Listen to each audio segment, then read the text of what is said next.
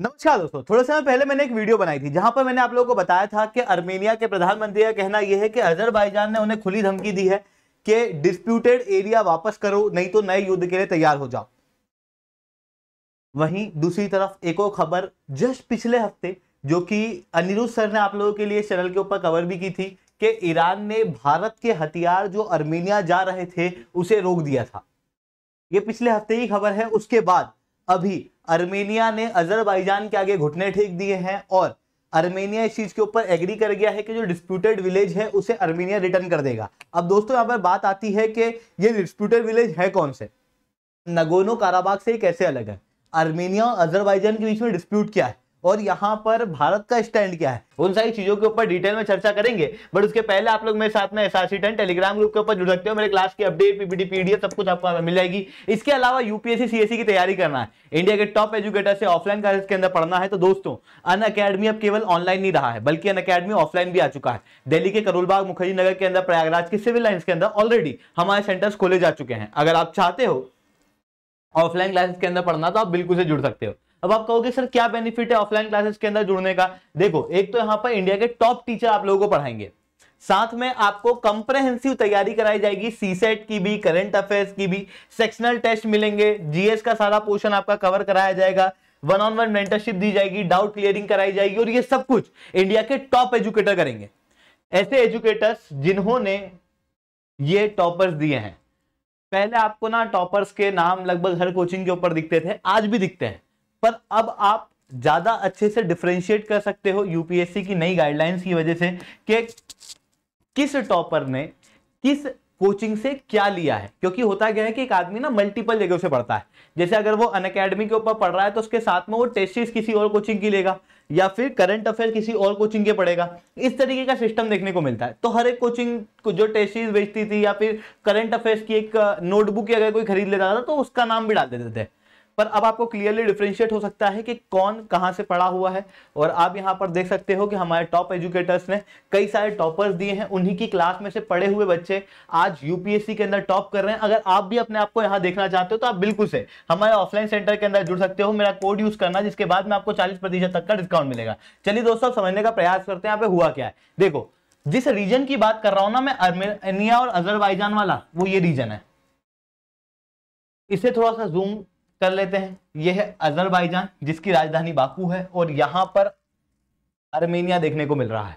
Armenia जो है ये क्रिश्चियन आबादी है, वहीं दूसरी तरफ अजरबैजान है जो कि इस्लामिक है। इसी कारण से ये अजरबैजान को यहाँ पर टर्की से काफी ज्यादा सपोर्ट जो है वो प्राप्त होता है। इवन टर्की भारी मात्रा में अजरबैजान को हथियार देता है।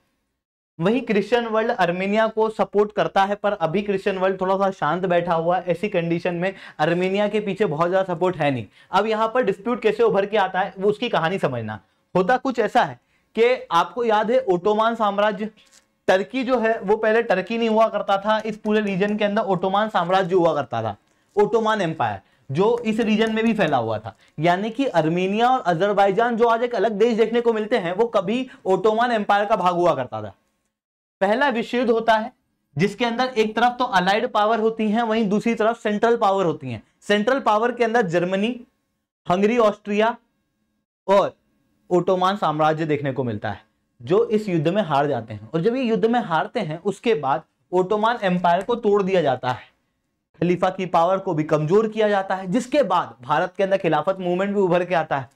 जब ओटोमान एम्पायर को तोड़ा जाता है तो ये अर्मेनिया और अजरबैजान वाला रीजन अलग हट जाता है ओटोमान एम्पायर से। वहीं पैरेलली इसी समय पर यूएसएसआर का फॉर्मेशन हो रहा था, क्योंकि बोल्शेविक रिवॉल्यूशन भी इसी समय पर शुरू हो रहा था। और जब यूएसएसआर का फॉर्मेशन होता है तो ये अर्मेनिया अजरबैजान वाला रीजन यूएसएसआर में चल जाता है। मतलब ये पूरा भाग जो है वो यूएसएसआर का भाग हो जाता है। धीरे धीरे करके कहानी आगे चलती है। जब ये रीजन यूएसएसआर का भाग होता है तो कोई डिस्प्यूट यहां पर नहीं रहता है। 1988 के अंदर ऐसा समझ में आने लग जाता है कि अब यूएसएसआर टूटने वाला है। ऐसी कंडीशन में अर्मेनिया और अजरबैजान के बीच में ये रीजन है जिसे हम कहते हैं नगोर्नो काराबाख वाला रीजन। ये नगोर्नो काराबाख ज्योग्राफिकली अजरबैजान में है पर कल्चरली अर्मेनिया में है, क्योंकि यहां पर जो आबादी रहती है वो अर्मेनियन है, पर ज्योग्राफी में देखें तो ये अजरबैजान के अंदर आ रही है। 1988 के अंदर नगोर्नो काराबाख के अंदर जो लेजिस्लेचर है वो वोट करती है कि उसको अर्मेनिया के अंदर ज्वाइन होना है। 1991 के अंदर यूएसएसआर का ब्रेकडाउन हो जाता है, अजरबैजान और अर्मेनिया अलग कंट्री के रूप में उभर के आती हैं।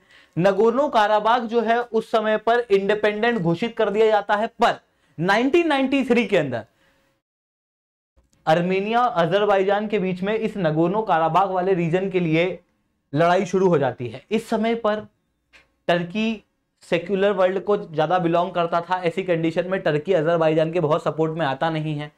क्रिश्चियन वर्ल्ड जो है वो अर्मेनिया को काफी सपोर्ट करता है, जिसके कारण से अर्मेनिया के पास में बहुत अच्छे हथियार होते हैं। अर्मेनिया जो है इस युद्ध के अंदर जीतता है, न केवल इस युद्ध के अंदर जीतता है बल्कि नगोर्नो काराबाख वाला रीजन कैप्चर कर लेता है और अजरबैजान की भी 20% तक जमीन के ऊपर इसका कब्जा हो जाता है।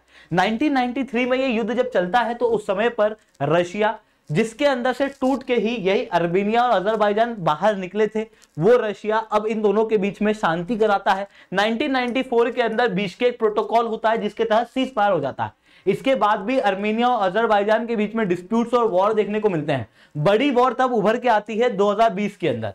डायरेक्ट अभी की कहानी में लेके आ रहा हूं।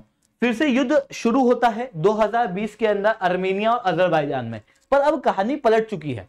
1993 के अंदर जो अर्मेनिया पावरफुल था वो अर्मेनिया कमजोर दिखाई दिया और अजरबैजान को टर्की का सपोर्ट मिला, जिसके कारण से अजरबैजान जो है वो काफी पावरफुल देखने को मिला। अजरबैजान का कहना यहां पर यह था कि नगोर्नो काराबाख का तो डिस्प्यूट है ही, वहीं दूसरी तरफ आप अजरबैजान को देखो, ये अजरबैजान है, ये अर्मेनिया है और यहां पर ये नखेशेवान वाला रीजन जो है वो फिर अजरबैजान का है। अजरबैजान के रिलेशन टर्की से अच्छे हैं। ऐसी कंडीशन में अजरबैजान ये चाहता है कि देखो यहां पर एक कॉरिडोर बन जाए जिससे सामान नखीशेवान वाले रीजन में जा सके अजरबैजान का, फिर वहां से टर्की में यहाँ पे प्रॉपर एक्सचेंज बना रहे। ऐसी कंडीशन में यहां पर जंजूर कॉरिडोर का निर्माण किया जाता है 2020 के अंदर।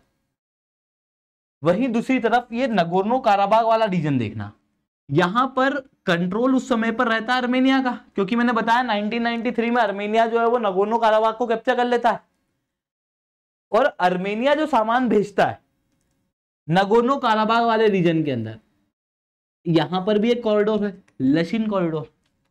2022 तक आते आते अजरबैजान इस लशिन कॉरिडोर को पूरी तरीके से ब्लॉक कर देता है और यहां पर फिर ह्यूमैनिटेरियन क्राइसिस उभर के आते हैं, जिसके कारण से लगभग 1,20,000 एथनिक अर्मेनियन कुछ दिनों के अंदर अंदर नगोर्नो काराबाख को खाली करके अर्मेनिया की तरफ आ जाते हैं और नगोर्नो काराबाख वाला रीजन जो है वो बड़ी तेजी से अजरबैजान के पास में जाने लग जाता है।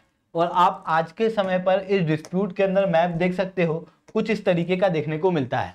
ठीक है, अब यहां पर ये जो नगोर्नो काराबाख वाला रीजन है उसका एक बड़े भाग के ऊपर ऑलरेडी अजरबैजान का कब्जा हो चुका है, ये डिस्प्यूट समझ में आया। वही दूसरा डिस्प्यूट जो है वो विलेजेस को लेके है। कुछ यहाँ पर छोटे छोटे विलेज हैं अजरबैजान के अंदर जो कि भी अर्मेनिया के कंट्रोल में। कब से? मैंने बताया आपको कि 1993, इधर देखो 1993 में अर्मेनिया ने 20% अजरबैजान की जमीन भी ले ली थी। वो 20% जो जमीन ली थी वो छोटे छोटे विलेजेस थे। अभी अजरबैजान का कहना है कि अब हम वापस पावरफुल हुए हैं। ऐसी कंडीशन में अजरबैजान ये विलेज भी वापस मांग रहा है और अभी इन्हीं विलेज को लेके बातचीत हो रही है कि अर्मेनिया इन विलेजेस को वापस रिटर्न कर देगा। हालांकि ये जो विलेज है ये विलेज अनहेबिटेबल है अधिकतर, जो कि नॉर्थ वेस्ट अजरबैजान के अंदर कुछ इस रीजन में देखने को मिलते हैं। पर यहां से कुछ इंपॉर्टेंट कॉरिडोर जाते हैं अर्मेनिया के, इवन अजरबैजान के भी, जिसके कारण से अजरबैजान जो है वो उन विलेजेस के ऊपर क्लेम करता है, उनकी मांग करता है कि उसे रिटर्न कर दो। हालांकि एक और डिस्प्यूट यहां पर जंजूर कॉरिडोर का भी है। अजरबैजान को डर है कि जैसा लशिन कॉरिडोर के अंदर करके नगोर्नो काराबाख को अजरबैजान ने अर्मेनिया से लिया था, ठीक उस तरीके से अर्मेनिया भी तो जंजूर कॉरिडोर के ऊपर कर सकता है। ऐसी कंडीशन में आने वाले समय में नखीशेवान वाले रीजन को लेकर डिस्प्यूट उभर के आ जाएगा और यहां पर वापस से इश्यूज देखने को मिलेंगे।